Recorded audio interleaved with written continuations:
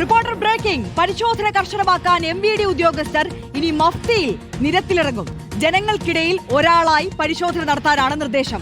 കാൽനട യാത്രക്കാരുടെ സുരക്ഷ ഉറപ്പാക്കാനാണ് പുതിയ നീക്കം.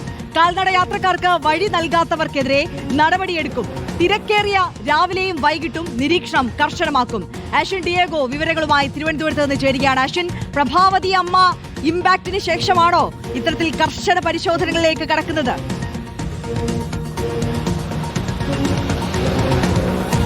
തീർച്ചയായും സംസ്ഥാനത്ത് ഈ കാൽനട യാത്രക്കാർ വാഹനാപകടങ്ങളിൽ മരണപ്പെടുന്നത് അതിന്റെ കണക്കുകൾ ആശങ്കാജനകമായി വർദ്ധിക്കുന്നുണ്ട്. ഈ ഒരു സാഹചര്യത്തിലാണ് മോട്ടോർ വാഹന വകുപ്പ് ഉദ്യോഗസ്ഥർ മഫ്തിയിൽ പരിശോധന നടത്താൻ നിർദ്ദേശം നൽകിയിട്ടുള്ളത്. ട്രാൻസ്പോർട്ട് കമ്മീഷണറുടേതാണ് നിർദ്ദേശം.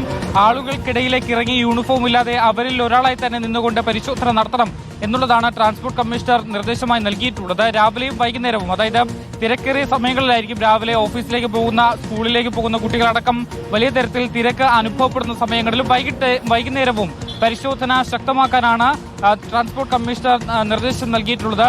സ്ക്വാഡുകളായി തിരിഞ്ഞു വേണം ഇത്തരത്തിൽ പരിശോധന നടത്താൻ. ഈ പരിശോധന നടത്തുമ്പോൾ ആളുകൾക്കിടയിൽ റോഡ് ക്രോസ് ചെയ്യാൻ നിൽക്കുന്ന ഒരാളായി നിന്നുകൊണ്ട് വേണം ഇത്തരത്തിൽ പരിശോധന നടത്തേണ്ടത്. പ്രധാനമായും കാൽനട യാത്രക്കാരുടെ സുരക്ഷ തന്നെയാണ് ഈ ഒരു പുതിയ രീതിയിലൂടെ മോട്ടോർ വാഹന വകുപ്പ് ഉദ്ദേശിക്കുന്നത്. മാത്രമല്ല, ഈ പെഡസ്ട്രിയൻ ക്രോസിംഗ് സമയത്ത്, പ്രത്യേകിച്ച് വാഹനങ്ങൾ വരുന്നതിന് മുൻപ് റോഡ് ക്രോസിംഗ് ഒക്കെ സമയത്ത് കാൽനട യാത്രക്കാർ റോഡിലേക്ക് പ്രവേശിച്ച് കഴിയുമ്പോൾ ഈ വാഹനം നിർത്തിക്കൊടുക്കാത്ത ആളുകൾക്കെതിരെയായിരിക്കും നിലവിലിപ്പോൾ ആദ്യഘട്ടത്തിൽ നിയമ നടപടി സ്വീകരിക്കുക എന്നുള്ളതാണ്.